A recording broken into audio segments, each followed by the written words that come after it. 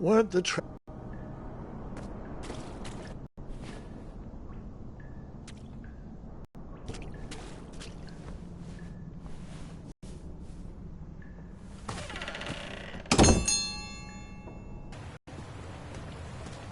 It was not exactly as I remembered it, but it wasn't all that different either.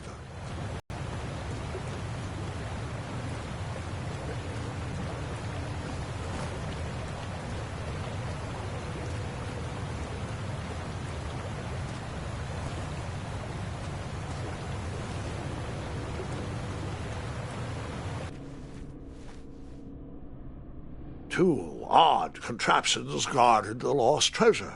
I would have to turn one and see what happened.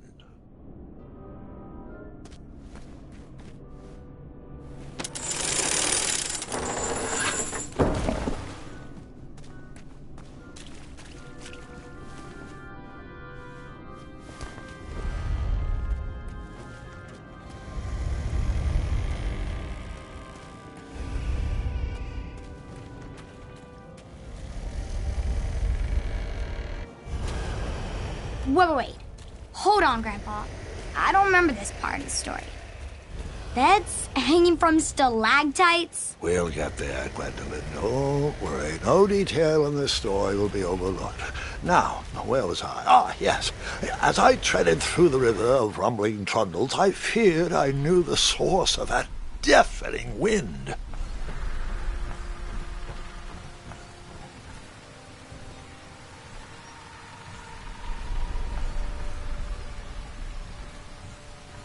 Nestled beneath a slumbering pile of teeth and claws was... Fabled mirror! Oh, so you remember this part of the story? Well, dragons are my favorite. Do you want to tell this part? Yes. King Edward sent me, the greatest knight in all of Daventry, on a quest to return his stolen mirror. A gigantic, hulking beast of a dragon was the last thing in my way to... My way, too. Add a shinier hat to my collection.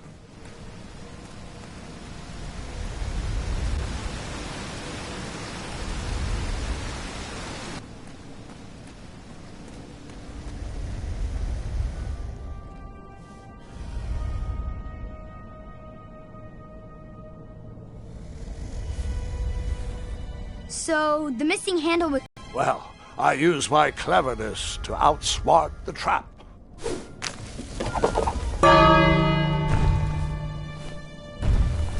Then I use my cleverness to hide.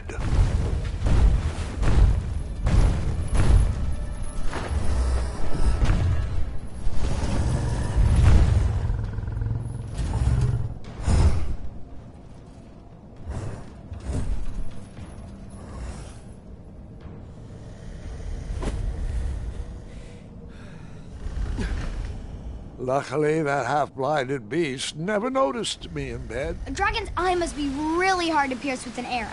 At archery lessons, I can barely hit a hay bale. It is indeed a feat only for skilled archers. What did you use to fix the broken switch?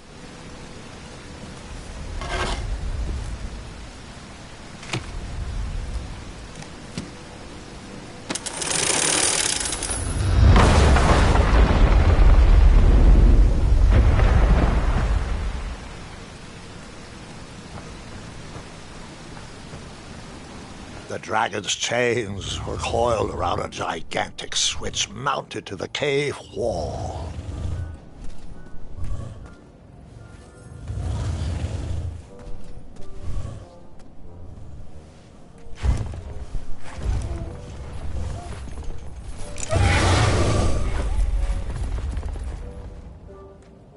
After he briefly basked in the sun, the narcoleptic dragon went back to snoring. I probably sleep all day too, if Amira was my only friend.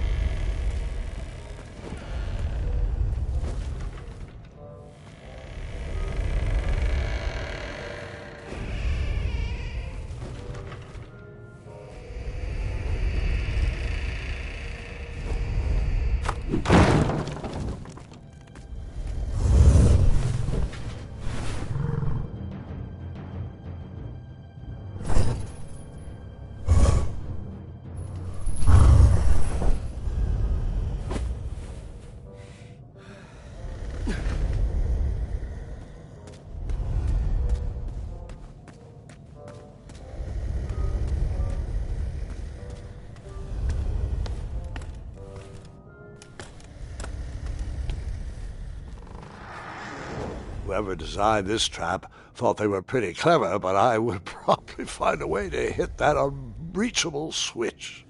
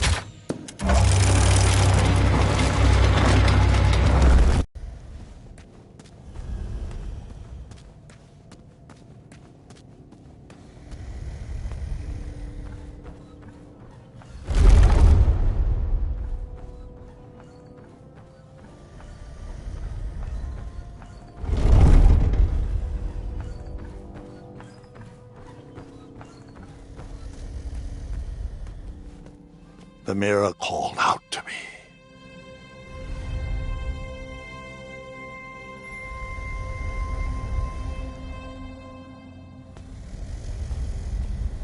A ridiculous feeding contraption was cobbled together to keep the beast and probably its owner alive.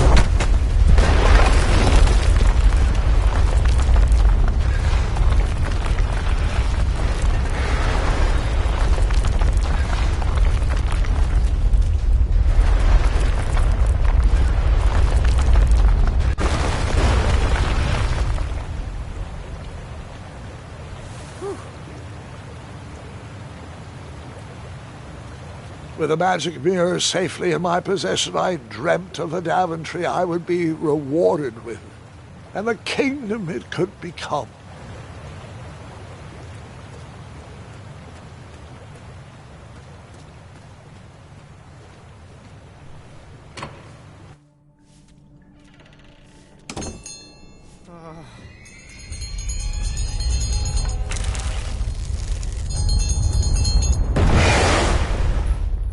Split second, I had three choices in front of me.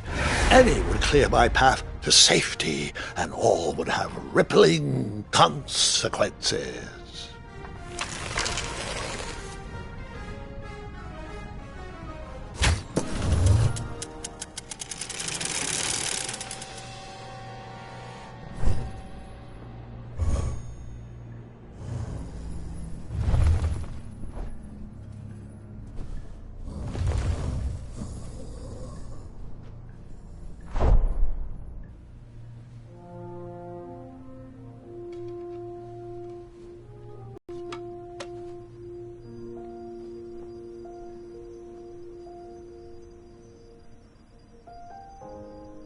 My hands were shaking and my arms could barely grip the rope, but with the last of my strength I climbed out of the well and headed back to the castle.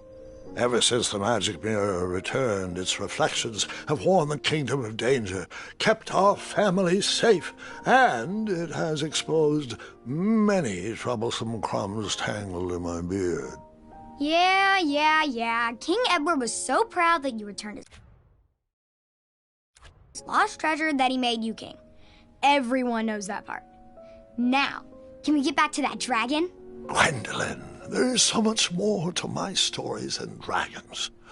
I hope this old cap will be remembered for far more than the action tattered across its brim, sewn into the seams of many hidden adventures.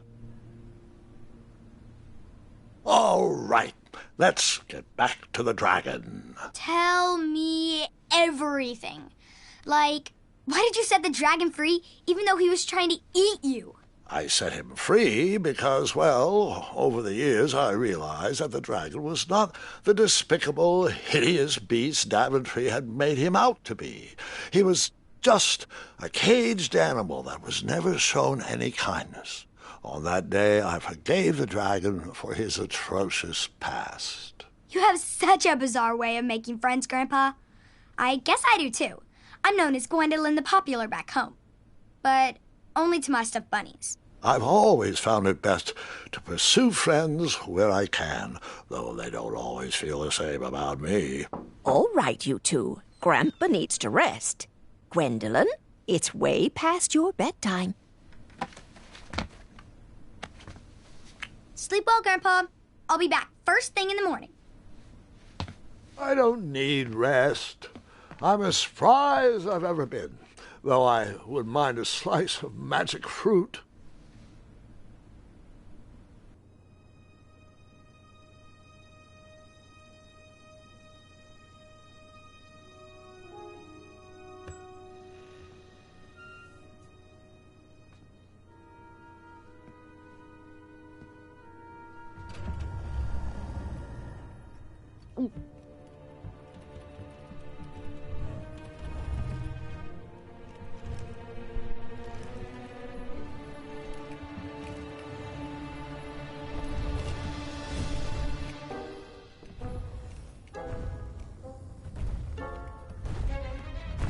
You're free!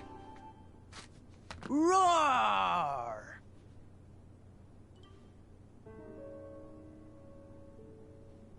Well, hello, cousin. Guard! I'm glad you're finally here. He's been asking about you for days. I had to sit through the same story 5 times. We got here as fast as we could. And I like Grandpa's stories, especially the ones with dragons. Ah, yes, the legendary beast that he set free. I don't know if he forgets I've heard that story before or he doesn't care, but he loves telling it to anyone that will listen. I'm pretty sure I heard the nursemaids telling his same jokes in the hall. Have you heard anything the doctors are saying? Yes, doctors, wizards, magic elves. Grandfather is fine, Gwendolen. They all say the same thing. He's just old. He still has a few good years left. Look, we're all excited that your family made the trip, but there's no need to worry. You should get some rest. I'm sure you're scheduled for a full morning of Grandfather's hilarious ramblings. Oh, I'm also scheduled for the tournament tomorrow. Ah, yes, the fencing tournament. You'll love it. I'm, of course, favored to win and will make sure you have the very best seat to view my victory. The courtyard will be filled with important people and delicious hors d'oeuvres. Oh, I'm actually competing in the tournament. I had no idea we were hosting a junior tournament. That's incredible. In that case, I will gladly be there to cheer you on and eat delectable appetizers. Nope. No junior tournament.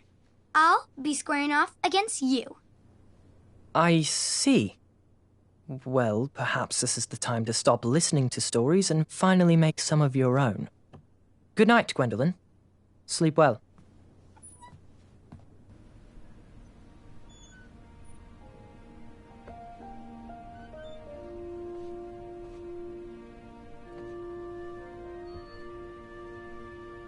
Come in, Gwendolyn. You can set those on the nightstand.